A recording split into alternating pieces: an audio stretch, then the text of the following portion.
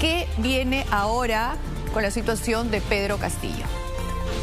Buenos días. Bueno, él está bastante complicado ahora porque tiene una detención por un delito flagrante, que para la fiscal de la Nación es el delito de rebelión, que justamente sanciona a toda persona que se alza en armas o intenta o conspira para alzarse en armas para cambiar el orden constitucional. Y este discurso, este anuncio a la nación que él dio, claramente reflejaba esa intención. Por esa razón, pues, está detenido y hay un plazo de 48 horas inicial para poderlo investigar. Ahora, yo quería incidir en el tipo penal, porque bien señalas que rebelión es el que la Fiscalía está considerando en este momento, pero no termina de quedarme claro por qué si la rebelión, según el Código Penal, está definida como el que se alza en armas, y tú bien lo señalabas, ¿no?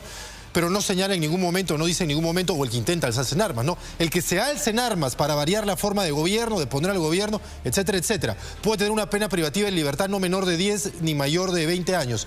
Pero en este caso, ¿por qué se considera que se pudo haber alzado en armas? ¿No sería otro el tipo penal más bien? ¿O cuáles otros crees que también podrían aplicarse? Bueno, nuestro Código Penal plantea dos tipos penales, ¿no? El de rebelión, que en efecto dice el que se alza en armas, sí, pero también habla de la conspiración para una rebelión, que justamente sanciona al que toma parte de una conspiración de dos o más personas para cometer ese delito de rebelión, y que no necesariamente implica que ya en efecto haya habido un alzamiento en armas. Okay. No, es más, recordemos, y por ahí no se ha confirmado, no entiendo eso por el Ministerio Público, pero me parece que el señor Torres, Aníbal Torres, también está detenido.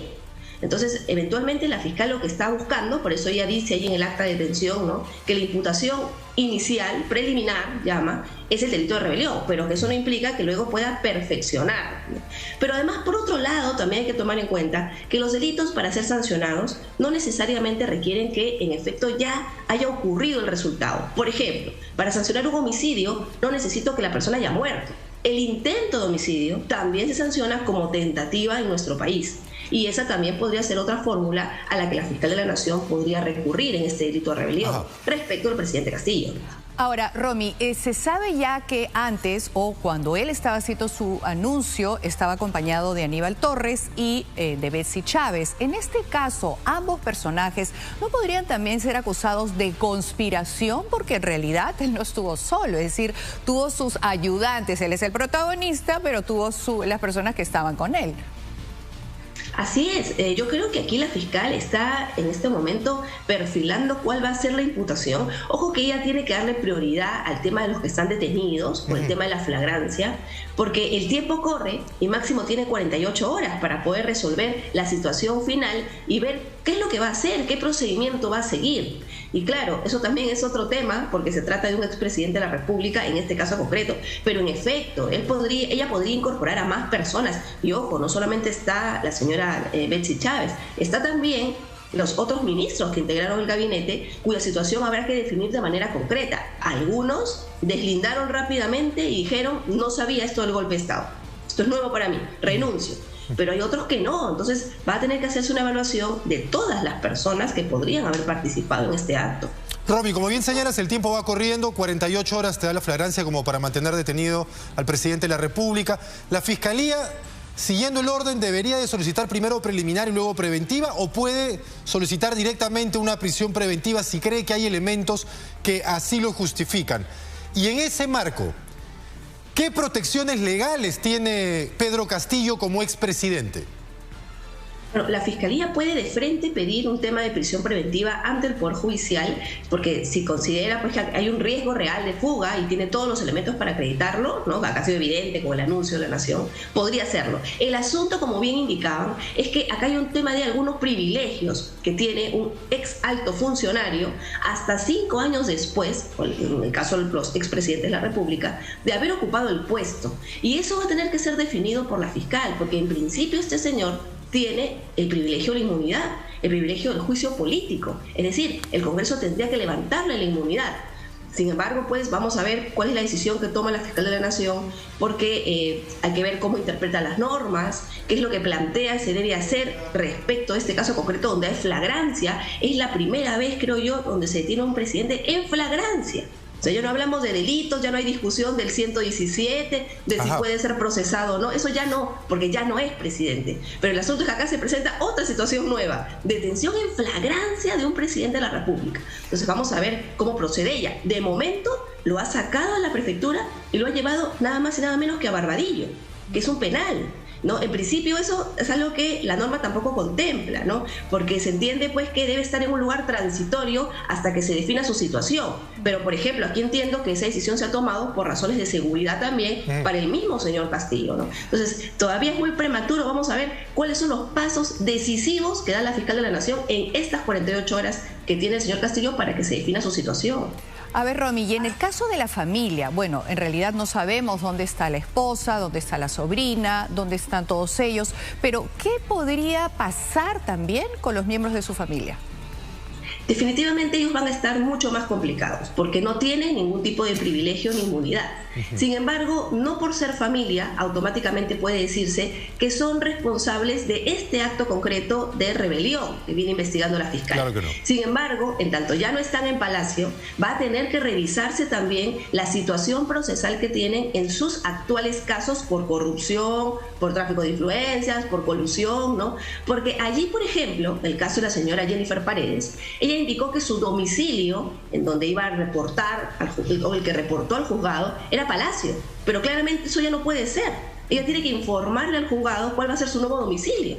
Y de momento no está. Entonces, esas situaciones también pueden generar que la Fiscalía inmediatamente, el día lunes, solicite una variación de la medida y otra vez pueda volver a pedir prisión preventiva contra ellos. Entonces, eso también es algo que se va a definir en la próxima semana, ¿no? ¿Cuál va a ser la situación? Y por supuesto, ellos también tienen la opción de eventualmente pedir algún tipo de asilo. Hay otros países que han venido anunciando que si le hubieran concedido el asilo al señor Castillo, se lo hubiera pedido. Entonces, que no nos extrañe que esa de alguna manera sea una invitación también para quienes están a su alrededor y podrían beneficiarse con esto. Yo quería incidir en ello. Te está refiriendo al caso de México. México ha señalado que si Pedro Castillo solicitaba asilo, se lo iban a dar. Y flaco favor parece hacerle, porque más bien le estaría entregando un elemento a Fiscalía como para poder justificar un pedido de prisión preventiva ante una eventual fuga de Pedro Castillo. ¿Existe la posibilidad de que, más que preventiva, como en el caso PPK, y casi en lo inmediato, se le dicte un arresto domiciliario, aunque había que determinar cuál será su domicilio ahora? Sí, yo esa opción no la veo en este momento viable para el señor Castillo, ¿no? Porque él no tiene domicilio, justamente él vivía en Palacio, a diferencia del caso de PPK, donde él siempre en algún momento guardaba su vivienda en Lima, ¿no? Entonces tenía un lugar fijo donde se le podía localizar. Pero claro, el caso del presidente Castillo no podría ser en Chota, indudablemente, porque eso no sería favorable ni tampoco ayudaría a las investigaciones que se van a hacer en Lima, porque los actos habrían ocurrido en Lima, ¿no? Entonces, ahí yo veo bien difícil esta medida del arresto domiciliario, ¿no? En este momento, por lo menos, para el presidente Castillo. De repente es un poco prematuro lanzar el tema de los años que podrían pesar sobre la pena para el expresidente Castillo, pero más o menos ya sabemos de lo que hemos estado hablando, escuchando y más lo que acaba de pasar. Entonces, las penas, ¿en cuánto tiempo ya se califican? ¿De cuántos años preso podríamos estar hablando? Si hablamos solo del delito de rebelión, el delito de rebelión tiene una pena mínima, o sea, no menos de 10 años de cárcel y máxima de 20. Pero, y si hablamos de la conspiración a la rebelión, la pena se reduce a la mitad, que sería 10 años. Igual, en cualquier caso, estaríamos hablando de una pena efectiva. O sea, la posibilidad de que él pudiera salir con un tema de comparecencia o un tema, mejor dicho, de una suspensión de la ejecución de la pena efectiva no debería aplicarse en su caso, ni siquiera por no ser reincidente. Ahora, Romy, sí, si empiezan a aprobarse también si se le procesa por los delitos ligados a la corrupción, ¿podría haber un escenario de sumatoria de penas en este sentido o se tomaría simplemente la más alta de todas aquellas por las que él eventualmente pueda ser condenado?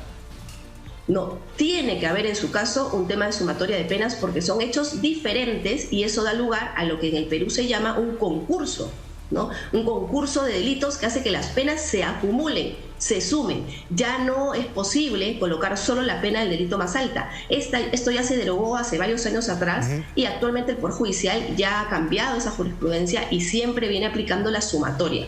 O sea, su caso es bastante complicado, no solamente por el tema de la rebelión, sino por todos los otros delitos que va a tener que afrontar, y definitivamente en este momento yo creo que probablemente tiene el programa más negro que ha podido tener un expresidente, ¿no? Tiene una serie de ilícitos penales, muchos ya con serios elementos de prueba a favor de la Fiscalía, y ahora con además esta imputación por rebelión. Ahora, Romy, ya hay una investigación también en el Congreso, ¿no?, que está en la Comisión de Fiscalización. ¿Qué va a pasar ahora ya con el desenlace de la situación? Ya el presidente está detenido.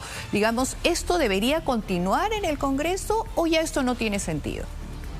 Sí, yo creo que sí, porque de todas maneras él goza de este privilegio de los 5 años de protección luego de ser presidente de la República. La ventaja es que ya no es obstáculo el artículo 117 de la Constitución para poderlo procesar. Ya este debate de que al presidente no se le puede tocar, no se le puede investigar, que es lo que decían sus abogados, ya no va, ya no cabe, porque él ya no es presidente. Con lo cual, el único privilegio que tiene es que el Congreso autorice el levantamiento de su inmunidad.